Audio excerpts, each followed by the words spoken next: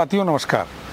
Perfect picture channel में आपका स्वागत है और आज मेरे साथ हैं अविनाश अग्रवाल। मैंने 70 के दशक में फोटोग्राफी शुरू की है, मैथमेटिक्स की पढ़ाई के बाद किया और मैथमेटिक्स इन्होंने पढ़ा दिल्ली यूनिवर्सिटी में। फोटोग्राफी में कैसे शिफ्ट हो गए जॉब को छोड़कर, ये भी जानेंगे इस वीडियो के माध्यम से।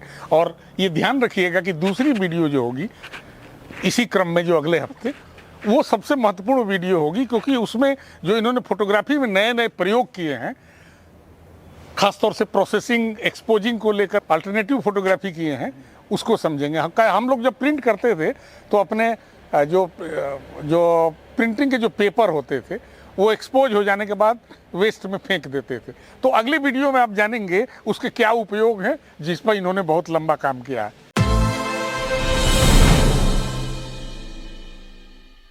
हमने सन 78 में पेंटिंग के साथ साथ फोटोग्राफी की हमने ट्रेनिंग ली ओपी शर्मा जी से। पेंटिंग में हमारे को कोई आमदन नहीं हो रही थी, सपोर्ट्स के लिए कुछ उसी में से खर्चा निकले, उसी से हम आगे एक्सपेंशन करें, वो चीज़ था। तो हमें फोटोग्राफी ने वो चीज़ दी। इक्विपमेंट एक लिया, दो लिया, कैमरा, फिर लेंसेज लिए, कर के हमारे पास विद इन शॉर्ट टाइम हमारे पास बहुत अच्छा खासा जो इक्विपमेंट है, हम वेल इक्विप्ड हो गए। कमर्शियल फोटोग्राफी के ऊपर हम काम करने लगे और साथ साथ मैं क्योंकि एज ए पेंटर मैं पेंटिंग मेरा बड़ा शौक रहा है, तो मेरा जो अप्रोच थी कई चीज़ों में वो टोटली फोटोग्राफी में मैं पेंटिंग ढूंढता था। तो डार्क रूम में को लेकर के फोटोग्राफी जैसे लुप्त हो गई है, हाँ, अब बचेगी नहीं। राइट। लेकिन अब इन दिनों फील हो रहा है जी कि ये फिर से लोगों को शौक बढ़ा है। मैं तो जुड़ा रहा हूँ, और मगर मेरे को लगा था पहले कुछ हमारे पास फिल्में नहीं आ रही थी, कुछ और चीज़ नहीं आ रही थी। अब क्या है कि आपके पास हर तरह की फिल्में, हर तरह का मतलब काफ़ी चीज़ें अवेलेबिलिटी हो गई है। कोई समय था जो फोटोग्राफी से लोग थोड़े से घबराया करते थे कि मैं शूट करता हूँ, मैं कुछ खींचना चाहता हूँ, मगर लास्ट में क्या होता है कि मेरे पास कुछ रिजल्ट नहीं आ रहा, तो वो कई बार आधे अधूरे में छोड़ जाते थे।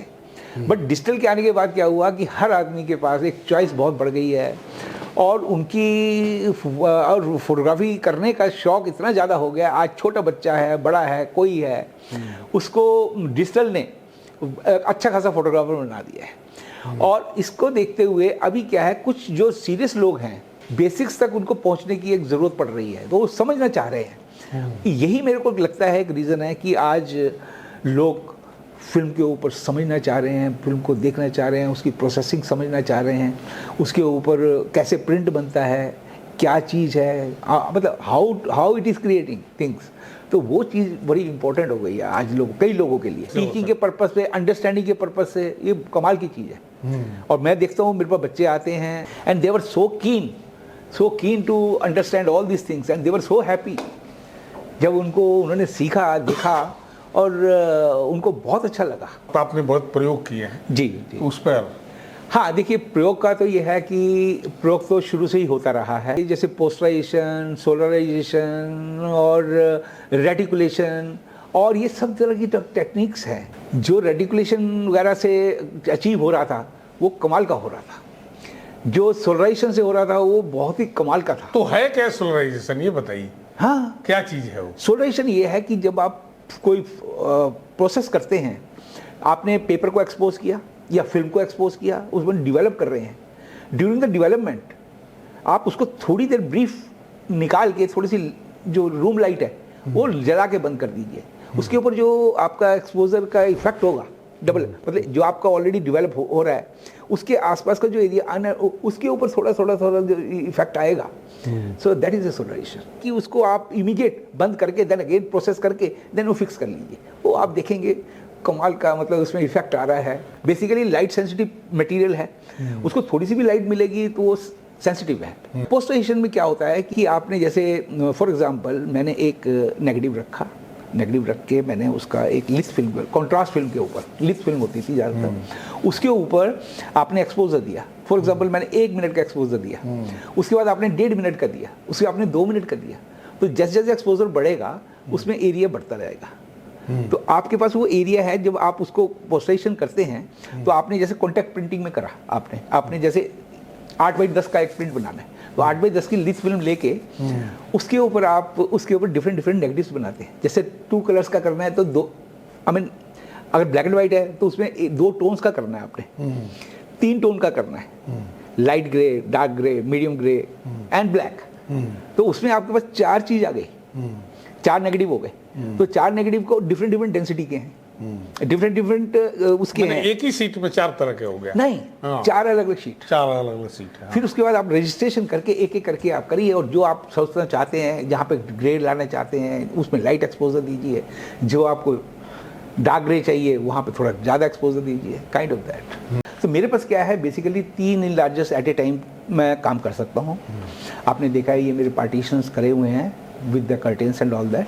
तो जैसे 3 बच्चे आते हैं या 6 बच्चे आए, तो 6 बच्चे आते हैं, उनको हम 3 कैमरा दे देते हैं कि दिया, और उन्होंने कैमरे से अपने अपने फ्रेम शूट करे, उसके बाद यहाँ प्रोसेस करा देते हैं, कॉन्टैक्ट शीट प्रिंट बनते हैं। फिर हम उससे देखते हैं कि कौन सा प्रिंट बनना चाहिए, कौन सा क्या है। तो उसके अंदर क्या होता है कि बच्चे कहते हैं मेरे को ये अच्छा है, तो हम उसको यहाँ पे प्रिंट करवा लेते हैं, 2-2 3-3 प्रिंट, जो भी जैसे भी हमारा वो रहता है, 2-2 प्रिंट ज़्यादातर बना लेते हैं। ये कौन लोग आ रहे हैं? ये जैसे स्टूडेंट्स हैं, आर्ट के लोग हैं, प्लस मेरे पास शारदा के कुछ बच्चे आए थे। शारदा यूनिवर्सिटी में मैं 2-1 साल 2.5 साल करीब मैं विजिटिंग प्रोफेसर रहा हूँ। और वहाँ पे जो बच्चे थे, क्योंकि वहाँ इंफ्रास्ट्रक्चर नहीं था, तो वहाँ के जो HOD थे उन्होंने कहा कि आप अपने स्टूडियो में इनको अगर ले जाएं तो वहाँ थोड़ी सी ट्रेनिंग दे दें। तो मैंने कहा ठीक है। तो वो लोग आए, हाँ आए बच्चे। तो डिजिटल पर आप आए? हाँ। आप कैसे डील किए? देखिए ऐसा था, हमारा जो मैं इंडस्ट्रियल प्रोडक्ट फोटोग्राफी करता रहा, हैसलब्लैड से मैं शूट करता था, मामिया से शूट करता था, ब्रॉनी का था। तो जब हम उससे शूट कर रहे थे तो हम समहाउ जैसे ही डिजिटल आया तो हम पता नहीं क्यों एक्सेप्ट नहीं कर पा रहे थे, क्योंकि हमें जो उस पर रिजल्ट मिल रहा था वो उस टाइम स्टार्टिंग में उतना रिजल्ट उसमें मिल नहीं रहा था। जब एजेंसी वाले लोग कहने लगे हमें कि भाई हम इसमें कॉस्टिंग ज़्यादा नहीं कर सकते, हम इसके अंदर स्कैनिंग कॉस्ट नहीं लगा सकते, तो आप हमारे को डिजिटल में शूट करके दीजिए। तो हमें फोर्सफुली एक तरह कह लीजिए डिजिटल में एंटर करना पड़ा। जब एंटर करा तो हमारे लिए डिजिटल थोड़ा हुआ बन रहा। अभी डिजिटल के बाद क्या हुआ है कि जो एक दिन में हम 5 शॉट लिया करते थे, आज 20 shot, 25 shot, 30 shot, 40 shot. Definitely improvement बहुत हुई है डिजिटल में, ऐसा नहीं कह सकते। डिजिटल में लैटिट्यूड बहुत ज़्यादा है।